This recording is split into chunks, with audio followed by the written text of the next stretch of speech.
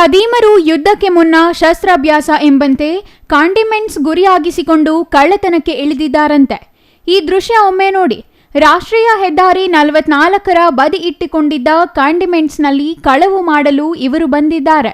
ಚಿಕ್ಕಬಳ್ಳಾಪುರ ತಾಲೂಕಿನ ರೆಡ್ಡಿಗೊಲ್ಲವಾರಹಳ್ಳಿ ಬಳಿಯ ರಾಷ್ಟ್ರೀಯ ಹೆದ್ದಾರಿ 44ರ ಬದಿಯಲ್ಲಿ ಇರುವ ಜಿಪಿ ಬ್ರದರ್ಸ್ ಕಾಂಡಿಮೆಂಟ್ಸ್ನಲ್ಲಿ ಕಳ್ಳತನ ಮಾಡಲು ಮಹೀಂದ್ರ ಬೊಲೆರೋ ಲಗೇಜ್ ವೆಹಿಕಲ್ನಲ್ಲಿ ಮೂವರು ಬಂದಿದ್ದಾರೆ. ಬಾಗೇಪಲ್ಲಿ ಮೂಲಕ ಚಿಕ್ಕಬಳ್ಳಾಪುರದತ್ತ ಸರ್ವಿಸ್ ರೋಡ್ನಲ್ಲಿ ಬಂದು ಕಾಂಡಿಮೆಂಟ್ಸ್ ಮುಂದೆ ವಾಹನ ನಿಲ್ಲಿಸಿ ಇಬ್ಬರು ಅಂಗಡಿ ಬಳಿ ಬಂದರೆ ಮತ್ತೊಬ್ಬ ವಾಹನದಲ್ಲಿ ಕುಳಿತಿದ್ದಾನೆ. ಅಂಗಡಿ ಬಳಿ ಬಂದ ಇಬ್ಬರು ಅತ್ತ ಇತ್ತ ಸರ್ಚ್ ಮಾಡಿ ಅಂಗಡಿ ಒಳಗೆ ನುಗ್ಗಲು ಪ್ರಯತ್ನಿಸಿದ್ದಾರೆ.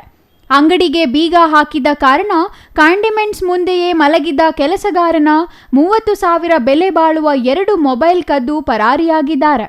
ಮಧ್ಯರಾತ್ರಿ 12 ಸಮಯದಲ್ಲಿ ಕಾಂಡಿಮೆಂಟ್ಸ್ ಮುಂಭಾಗ ಓಡಾಡಿರುವ ದೃಶ್ಯ ಸಿಸಿಟಿವಿಯಲ್ಲಿ ಸೆರೆಯಾಗಿದೆ. 2 ದೃಶ್ಯಗಳನ್ನು ನೋಡಿದರೆ ಖದೀಮರು ಕಳ್ಳತನ ಮಾಡಲು ಮುಂಚೆಯೇ ಪ್ಲಾನ್ ಮಾಡಿಕೊಂಡಿರುವ ಶಂಕೆ ವ್ಯಕ್ತವಾಗುತ್ತದೆ. News bureau, CTV news, Chikkaballapur.